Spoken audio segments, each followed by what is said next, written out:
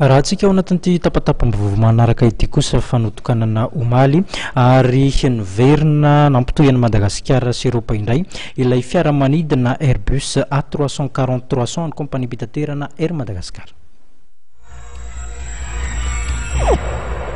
Nanomboka ny faharoapolo ny volana martsa teo dia niverina nanao ireo zotra mampitoy any Eropa ny Airbus A340 300 any compagnie pitaterana Air Madagasikara.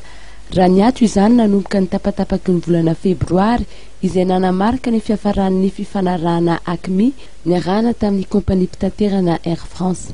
Ankehitriny dia mitondra ny laharana na ny immatriculation islandaise TFEAB izany fiaramanidina Airbus izany ary miara-miasa amin'ny compagnie pitaterana Air Atlanta Icelandic.